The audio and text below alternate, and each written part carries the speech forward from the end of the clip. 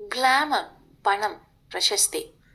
വെള്ളിത്തിരയിലെ ഈ തിളക്കങ്ങൾക്കപ്പുറം ഒളിച്ചിരിക്കുന്ന ഇരുണ്ട യാഥാർത്ഥ്യങ്ങൾ പലപ്പോഴും നമ്മെ ഞെട്ടിക്കാറുണ്ട്. സിനിമാ ലോകത്തെ ഒന്നടങ്കം മുൾമുനയിൽ നിർത്തിക്കൊണ്ട് ചെന്നൈയിൽ നിന്നും ഇപ്പോൾ പുറത്തുവരുന്നത് അത്തരത്തിലൊരു വാർത്തയാണ്.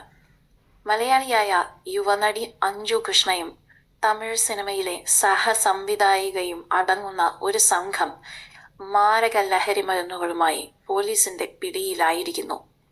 ചെന്നൈയിലെ തിരക്കേറിയ തെരുവുകളിൽ അർദ്ധരാത്രി നടന്ന അനാടകീയ നീക്കങ്ങളുടെ പിന്നാമ്പുറം തേടിയുള്ള ഒരു യാത്രയാണിത്. ചെന്നൈ വത്സരവാക്കം മേഖലയിലായിരുന്നു ആന്റി നാർക്കോട്ടിക് ഇന്റലിജൻസ് യൂണിറ്റിന്റെ അസുപ്രധാന നീക്കം. വിഘ്നേശ്വരൻ എന്നയാളെ ആദ്യം പിടികൂടിയതോടെയാണ് സിനിമാ ബന്ധമുള്ള ഈ വലിയ ലഹരി ശൃംഖലയെക്കുറിച്ച് പോലീസിന് സൂചന ലഭിക്കുന്നത്. മഫ്തിയിലെത്തിയ പോലീസ് ഉദ്യോഗസ്ഥർ ലഹരി മരുന്നിന്റെ ആവശ്യക്കാരെന്ന വ്യാജേന പ്രതികളെ സമീപിക്കുകയായിരുന്നു.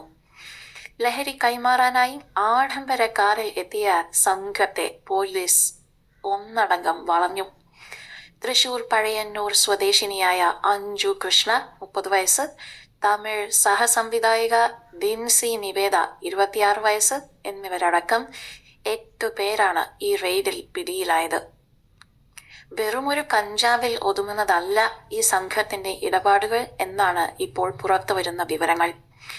6 ഗ്രാം മെത്താംഫെറ്റമൈൻ, മാരകമായ LSD സ്റ്റാമ്പ്, അപൂർവ ഇനമായ OG കഞ്ചാവ് എന്നിവ പ്രതികളിൽ നിന്ന് പോലീസ് കണ്ടെത്തിയിട്ടുണ്ട്.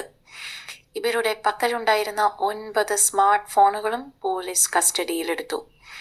ഈ ഫോണുകളിൽ ഒളിഞ്ഞിരിക്കുന്ന ചാറ്റുകളും നമ്പറുകളും സിനിമാ ലോകത്തെ മറ്റ് പ്രമുഖരിലേക്കും നീളുമോ എന്ന ആശങ്കയിലാണ് ഇപ്പോൾ സിനിമാ രംഗം.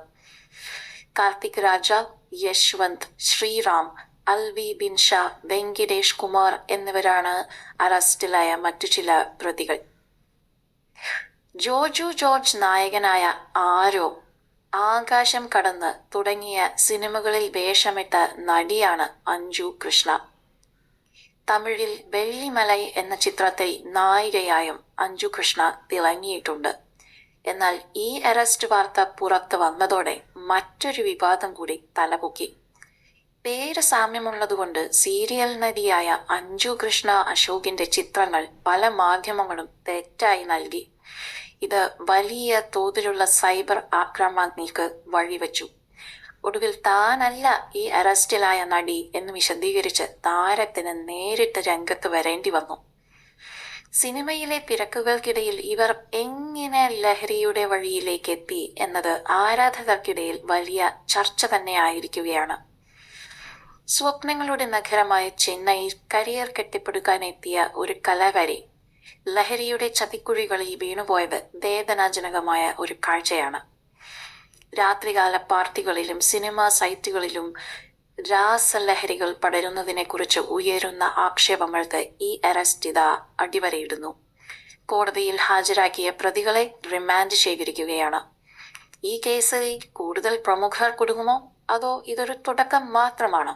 വരും ദിവസങ്ങളിൽ കൂടുതൽ വിവരങ്ങൾ പുറത്തു വരുമെന്ന് തന്നെ കരുതാം. സിനിമ, സീരിയൽ, ചാനൽ ലോകത്തെ ഇത്തരം വാർത്തകൾക്കായി ഞങ്ങളുടെ ഈ ചാനൽ ഇപ്പോൾ തന്നെ സബ്സ്ക്രൈബ് ചെയ്യുക, ഷെയർ ചെയ്യുക, ഫോളോ ചെയ്യുക, ലൈക്ക് ചെയ്യാൻ മറക്കരുതേ.